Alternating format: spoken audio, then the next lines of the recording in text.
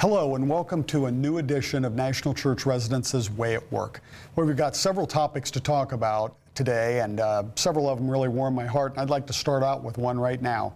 I'd like to show you the results of our resident satisfaction survey. And I put a little chart up here. The left bar shows you our results from 2014. And you can see 27% of the people that responded gave an A to the property management staff, 39% gave us a B, and so on. But if you look in the chart to the right, that's the most current results in 2015.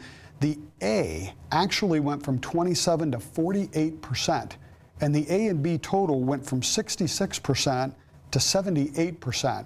It feels so good to know that you are letting God's light shine through your heart. And we're trying to do that really throughout the organization, from corporate all the way through the field offices. I am so proud of you. Thank you so much for your help. A month or so ago, you received an email from Cindy Evans highlighting a new program, a new position called Regional Maintenance Lead.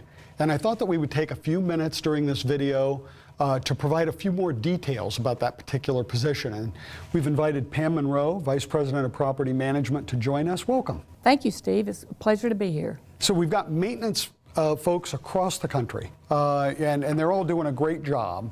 And we feel a need to have this regional maintenance lead position. So can you tell us, what is it that they're going to be doing that maybe the standard maintenance position doesn't do today? Well, if I may start by talking about how important maintenance is to our operations. I mean, we cannot survive with excellent best practices in maintenance. And we have some long-term excellence maintenance technicians who are experts in the field. So we are going to leverage their knowledge and help improve our operations out in the field.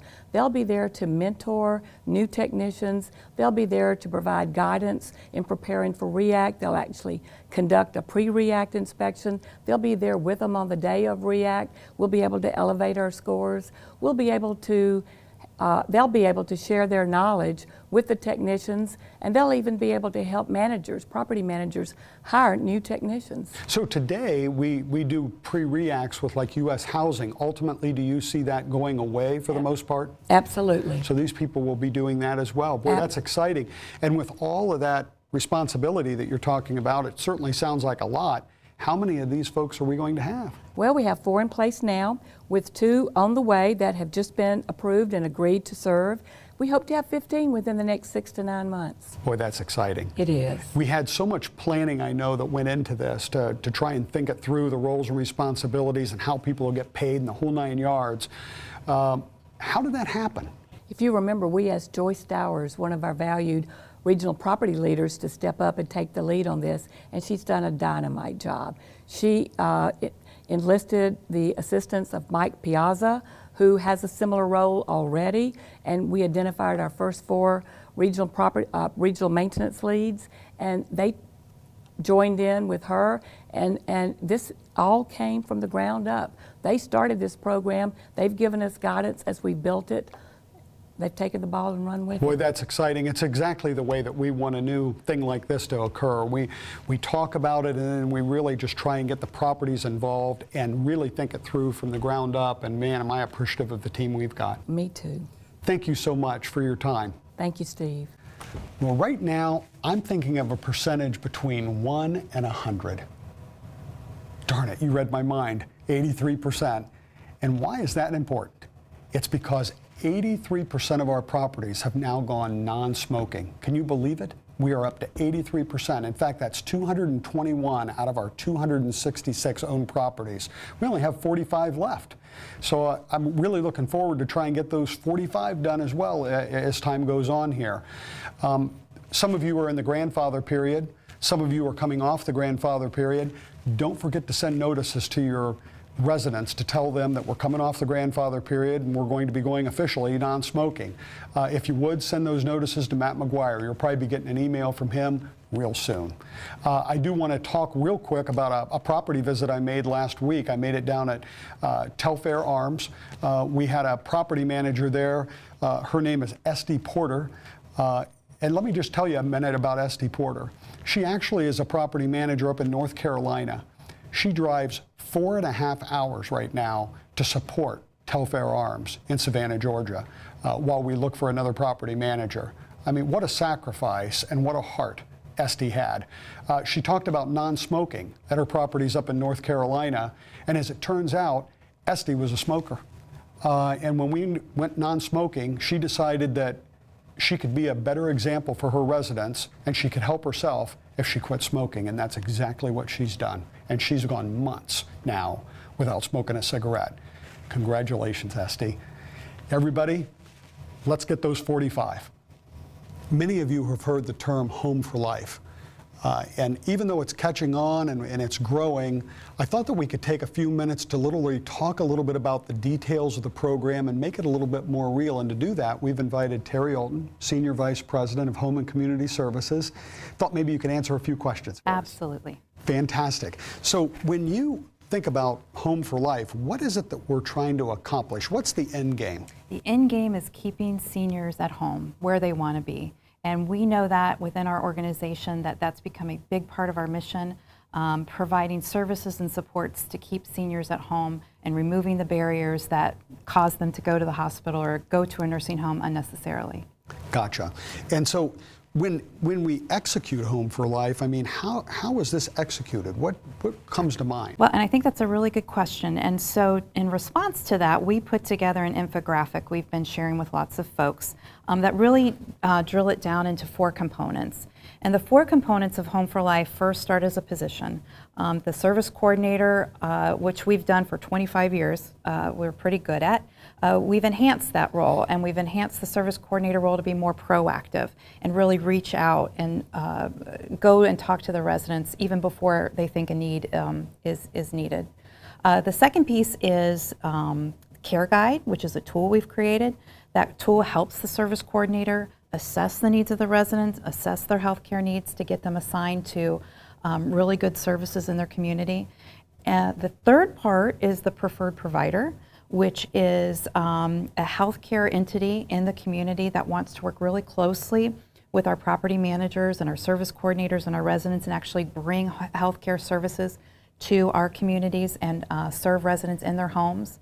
And the fourth part is the socialization, which is really addressing the social determinants of healthcare, probably the biggest differentiator in our model, where we're really looking at what causes a senior to need to go to a nursing home or move out of one of our buildings, what we consider too soon, and addressing the social determinants and really promoting socialization has been probably the biggest differentiator and the success of where our program lies. It's interesting.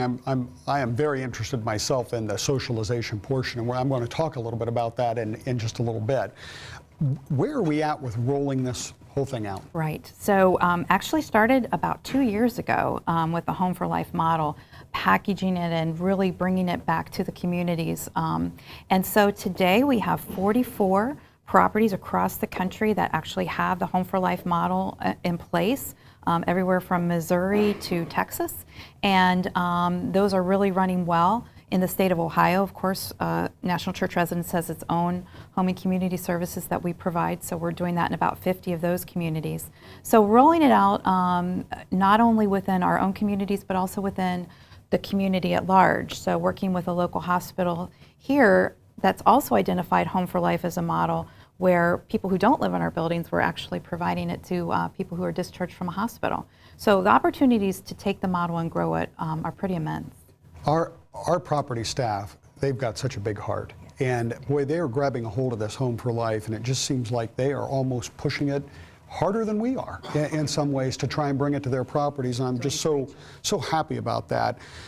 Finally, how do people get paid for this? How do we do this? So we've been very blessed because HUD has paid for service coordination for more than 2 decades for us. Even more so, a great new opportunity has just come around where the model for having an enhanced service coordination and a wellness nurse has just come to the table, and we'll be applying for 73 grants next week and trying to get additional funding for that, as well as new opportunities within Medicare shared savings, within hospital systems, and with insurance payers. Lots of opportunities continue to exist and evolve to pay for the model. Yeah, so some of the payment is, it's reality today, and there's other pieces that we're working hard on, and there's people that actually want to pay us, it looks like, because of the outcomes. Because of the outcomes. Terry, thank you so much for your time. This has really been worthwhile. Thank you, Steve. Well, as promised, I want to talk a little bit about more socialization. And to do that, I'd like to talk about a property that we have started managing here in Columbus, Ohio called Poindexter, that's actually owned by somebody else, but we're managing a part of that property for that owner. It all starts with basically affordable housing. It's shown here as multifamily low-income senior, but it's a 104-unit apartment building. It just got leased up not too long ago. Carol Crucy and Joe Stanovic and their team, what outstanding work they did. We're good at leasing up, but then this was no exception. We leased up 104 units in 6 weeks. It was just unbelievable. And then you'll see an intergenerational center, and that's the area that I really want to talk about next. But then you've got areas in here called single family, low income senior family that basically is duplexes. We really don't have anything to do with it, but it's integrated into the property. There's going to be retail and mixed use, and there's even going to be an urban farm. But what I want to come back to is this intergenerational center, and what's so unique about it is that there is an adult daycare center in that building that we manage. It's our particular clients, and in the same building is preschool. And there is going to be regular curriculum and interaction between the seniors and the preschool kids. To where they're going to be getting together, and the seniors will be reading with them, playing with them, you know, the whole 9 yards. And the Ohio State University is actually there to try and look at the research about how this curriculum gets put together, what the best practices are, what the outcomes are. And we're going to be working with Ohio State to learn what those things are, and we'll end up sharing them with you. But I thought that you might be interested in knowing something that we're working on here that's so interesting with the socialization piece of it. Well, the final topic that I'd like to talk about is employee satisfaction. Now, I think most of you remember that we did a survey of all of the employees at the end of last year, and the survey turned out some interesting results. On the plus side, I think that, you know, we're all tied into the mission. We want to succeed in that mission. We believe in it. You know, we want to take it forward. We have the right heart. Boy, that was coming out very, very positive. But the piece of it that is bothering me and bothering some others too is that I think that there is some feel that there is a difficulty balancing work and life, you know, just the overall workload. And so we really want to get at that this year. We want to really look at your processes. Maybe there's work that you do to where we could stop doing. Maybe there is work that you duplicate to where you're entering data multiple times for the same thing, or maybe you're getting barraged with emails from different directions about the same topic. At any rate, we really want to study that and try and figure out if there is a way to put a little bit of breath in your workload. It's very important to us. We want happy employees. We want a work-home balance. And this year we're going to be coming to you. We're going to be getting input directly from you to help try and figure it out. Well, that finishes this edition of National Church Residences Way at Work. Like I said before, we have had some great stories here to where we've made such great success. There are stories that just flood in from what's going on with the field with Home for Life and just the heart that everybody has. I can't tell you how blessed I feel to work here and how blessed I am to work with you. Have a great day.